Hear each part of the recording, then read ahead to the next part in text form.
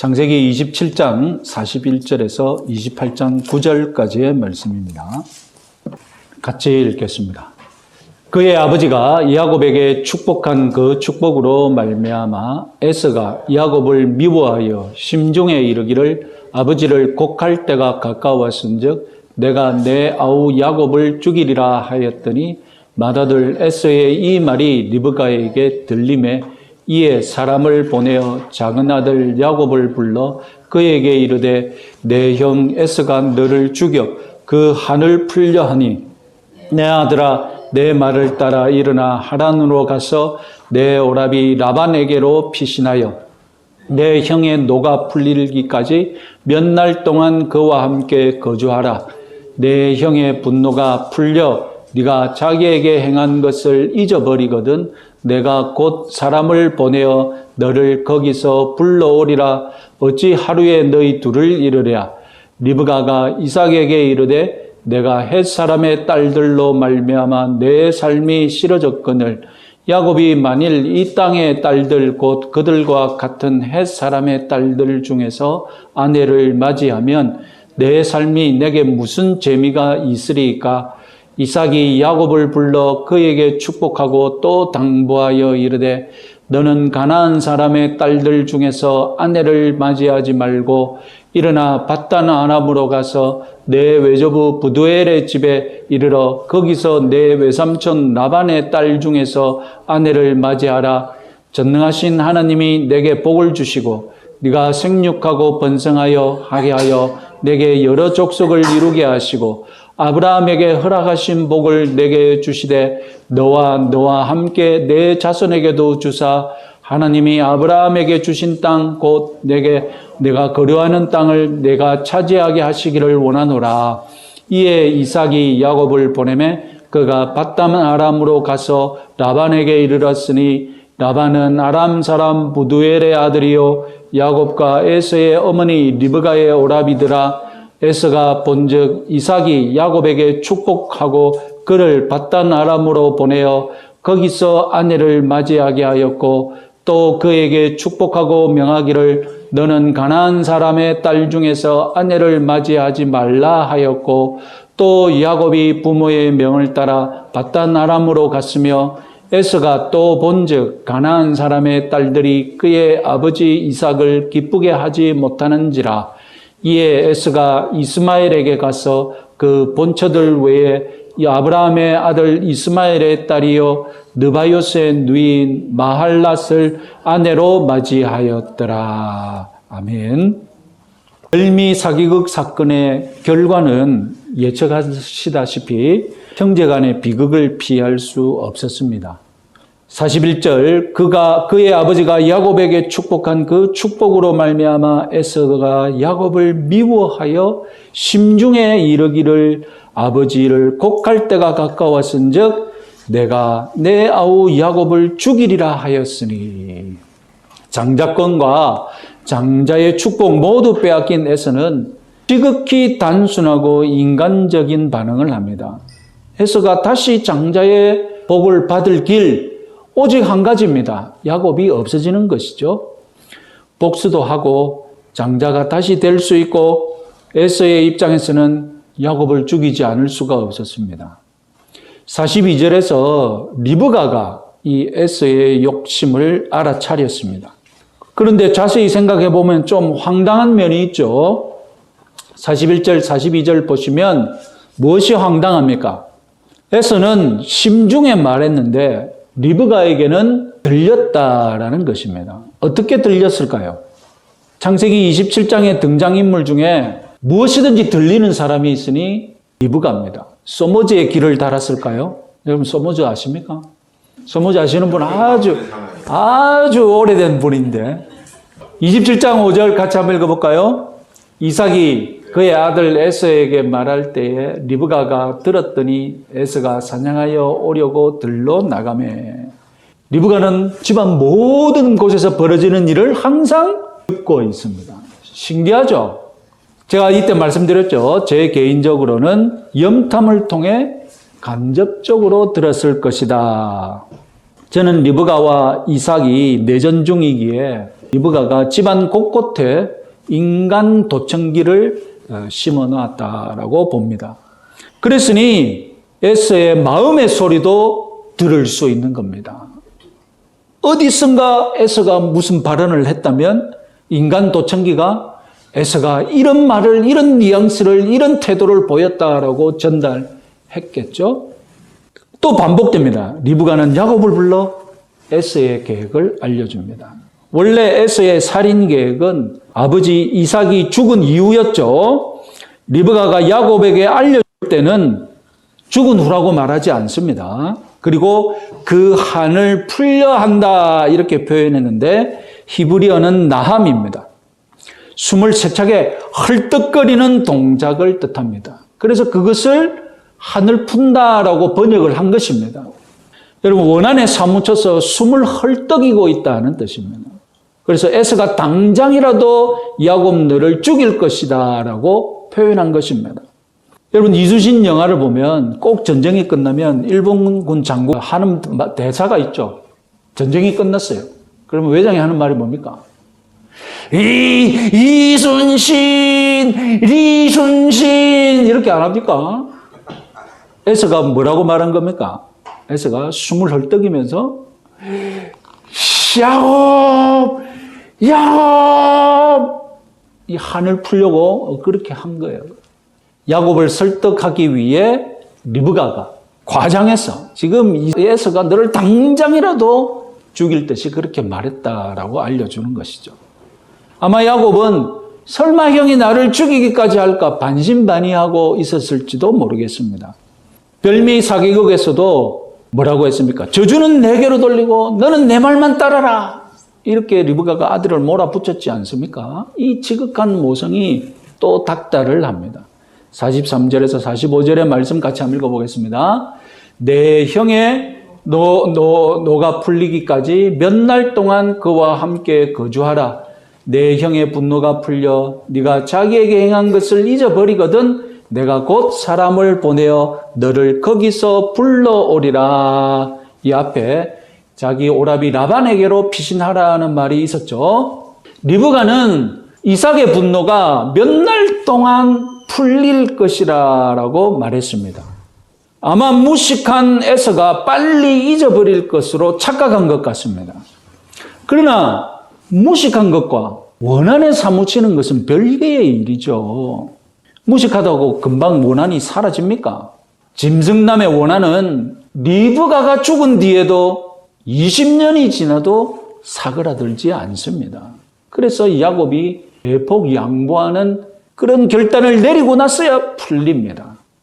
별미 사기극도 모든 계획, 모든 책임 리브가가 주도했지 않습니까?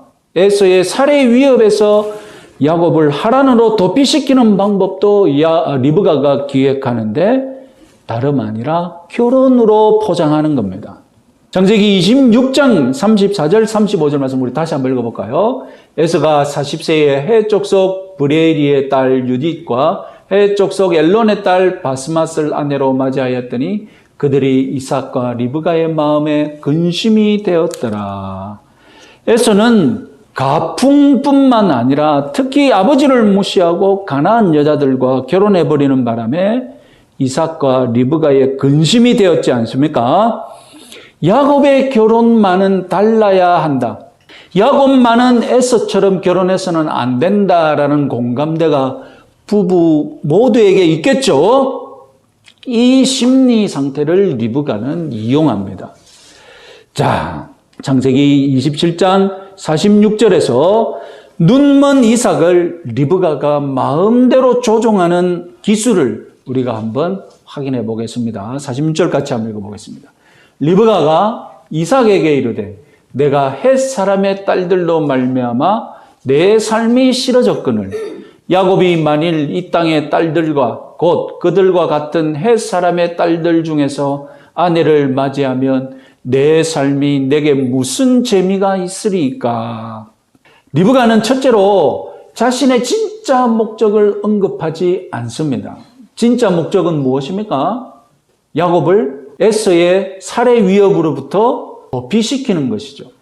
둘째로 문제의 원인은 이 땅의 딸들, 즉 가나안 족속의 딸들에게 있다는 것을 반복적으로 말합니다.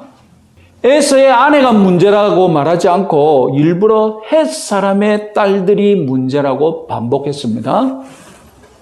셋째로 이삭, 리브가 모두 가나안 며느리 때문에 근심했지 않습니까? 그런데 마치 리브가 혼자 근심한다는 듯이 이삭은 전혀 무관하다는 듯이 자기만 근심해서 한숨 쉬고 있습니다. 마지막으로 야곱도 가나안 여자와 결혼한다면 딱 여기까지만 상상한다면 그것만 해도 나는 우울증에 걸리고 말 것이다. 이렇게 말했습니다. 지금 리브가에게 야곱이 인생의 유일한 낙인 것을 이삭이 잘 알고 있지 않습니까? 놀랍게도 이삭이 에서의 결혼 때문에 근심한 것 언급하지 않았고, 그러니 이삭이 야곱을 하란으로 보내서 신부를 구해와야 한다는 것에 대해서도 한마디도 언급하지 않았습니다. 겉보기에 리브가는 자기 신세만 한탄하고 있지 이삭을 설득하는 장면이 아닙니다. 부부 사이가 이미 파탄난 것을 잘 알고 있기 때문에 리브가가 무엇인가 적극적으로 의견을 말하면 오히려 이삭이 반대로 행동할 가능성마저 리브가는 염두에 두고 있는 것입니다. 무엇보다도 이렇게 말하면 눈먼 이삭이 잘 설득될 것을 리브가가 알고 있었죠. 리브가에게 이삭은 영원한 호구거든요. 결국 리브가의 심리 전술에 이삭은 넘어갑니다. 그래서 집안의 가장답게 야곱의 결혼을 챙깁니다. 야곱도 아버지의 결정에 순순히 따릅니다. 그래서 창세기 28장 1절, 2절 같이 한번 읽어보겠습니다. 이삭이 야곱을 불러 그에게 축복하고 또 당부하여 이르되 너는 가나안 사람의 딸들 중에서 아내를 맞이하지 말고 일어나 밧단-아람으로 가서 내 외조부 부두엘의 집에 이르러 거기서 내 외삼촌 라반의 딸 중에서 아내를 맞이하라. 이렇게 해서 야곱은 야밤의 도피자의 신분으로 도망가는 것이 아니라 아버지의 후원하에, 아버지의 허락하에 떳떳하게 신부를 구하러 하란으로 가게 된 것입니다. 여러분 정말 강교하지 않습니까? 야곱이 강교합니까? 어머니가 더 강교합니까? 리브가의 DNA가 야곱으로 다 내려간 거예요. 참으로 그 어머니의 그 아들이란 말이 딱 맞는 겁니다. 여러분 이삭의 태도와 발언에 우리가 주목할 점이 있습니다. 얼마 전에 이삭 자신을 능멸하면서 유산을 강탈하다시피 한 못된 아들인데 그래도 결혼만큼은 이삭 자신처럼 메소포타미아 신부와 시켜야겠고, 그래서 이삭의 마음이 얼마나 복잡하겠습니까? 야곱을 챙겨줘야 하는 이삭의 마음, 이 발언에 다 나와 있는 거예요. 그래서 이제 내 외조부 부두엘, 내 외삼촌 라반이라고 말합니다. 하란에 있는 친족들은 여러분 가만히 생각해 보면 리브가만의 친족이 아니라 더 가깝기로는 이삭의 친족이죠. 리브가 아버지의 부두엘은 이삭에게 사촌 형제였고 라반은 오촌 조카입니다. 우리 촌수로 따지면 이삭과 부두엘의 관계는 사촌 형제 관계고 라반은 오촌 조카예요. 그러니까 이삭도 부두엘과 라반을 내 친족이라고 말할 수 있는 겁니다. 남자 혈통으로 따지면 이삭은 자기 친족이라고 말해야 되죠. 그런데 뭐라고 말합니까? 내 외조부 부두엘, 내 외삼촌 라반에게 가라고 말합니다. 왜 내 친족이라고 소개하지 않고 굳이 야곱 너의 외조부, 야곱 너의 외사촌이라고 말합니까? 이삭은 리브가가 사기극을 기획했다는 것을 뒤늦게 눈치챈 것 같습니다. 그래서 야곱과 그 어머니, 이 외가의 피, 이 외가와 이삭 자신과는 다른 집안인 것처럼 말하고 있습니다. 그래서 이삭과 에서 이 집안은 조금 멍텅하고 조금 당하는 집안이고 피해자 집안이고 리브가와 야곱 저 외가 쪽으로는 가해자 집안으로 구분하고 있는 겁니다. 사기꾼 집안이라는 겁니다. 나는 사기당한 집안이고 리브가 저 집안은 사기꾼 집안이라는 거예요. 네 어머니 같은 사기꾼 마누라를 낳은 집안, 그 집안의 피를 이어받은 역시 사기꾼 같은 야곱아, 너는 외가로 가봐라. 외가로 가서 사기꾼 같은 아내를 한번 잘 살아봐라. 그런데 여러분 놀랍게도 야곱이 사기꾼 집안에게 당하죠. 이런 원망하는 마음이 있는 반면에 정반대로 에서처럼 또 이방인 며느리는 들어서는 안 되겠고, 그러니까 자기 친족의 며느리는 또 야곱이 맞이해야 되겠고, 이 복잡한 마음에 3절, 4절에서는 또 야곱을 제대로 축복해 줍니다. 같이 한번 읽어보겠습니다. 전능하신 하나님이 내게 복을 주시어 네가 생육하고 번성하여 내 여러 족속을 이루게 하시고 아브라함에게 허락하신 복을 내게 주시되 너와 함께 내 자손에게도 주사 하나님이 아브라함에게 주신 땅 곧 네가 거류하는 땅을 네가 차지하게 하시기를 원하노라. 27장 별미 사기극에서 장자의 축복을 할 때에는 아브라함을 언급하지 않았습니다. 지금 두 번째로 축복할 때는 아브라함의 복으로 축복합니다.